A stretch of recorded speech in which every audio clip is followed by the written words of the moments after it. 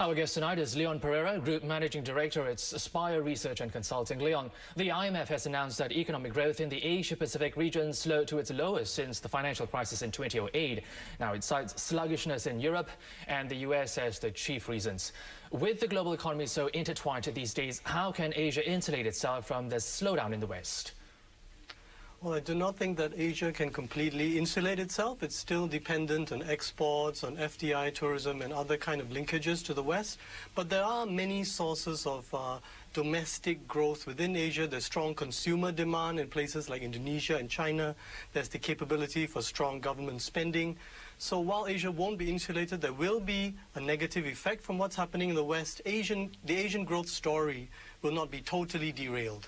Now, China has snubbed this year's meetings because they are held in Tokyo. Are you concerned by this, and will this diminish the discussions in any way? Well, it will have some diminishing effect on the IMF World Bank meetings in Tokyo. China is a major player in the world financial scene. It holds a lot of government debt, for example. But at the end of the day, the amount of power that China has in the IMF and the World Bank, the amount of decision-making power is not in line with its economic weight in the world. So I don't think it will totally derail these meetings. This is probably more of a bilateral China-Japan issue. All right, there appears to be a high-level split among leaders in the way austerity should be imposed. Germany's finance minister has rebuked the head of the IMF, Madame Christine Lagarde, after she warned that EU leaders should ease demands for tighter austerity. Does Madame Lagarde's comment come as a surprise to you, and do you think a limit has been reached where austerity is concerned?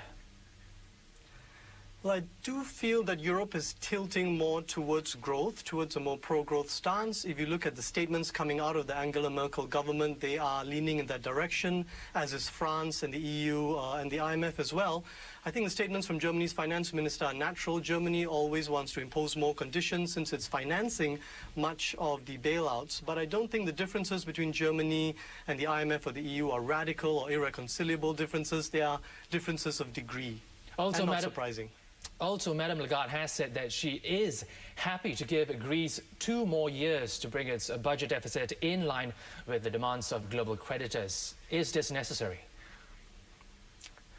Well, I think Greece certainly needs more time to do a number of things. Firstly, to reform and restructure its system of civil service compensation and entitlements. And secondly, to put in place measures that can really kick in growth based on external demand. Foreign direct investment, tourism, exports, and other sources of external demand. And those 2 things both take some time. So the additional time, I think, is necessary. I've been speaking with Leon Pereira from Spire Research and Consulting.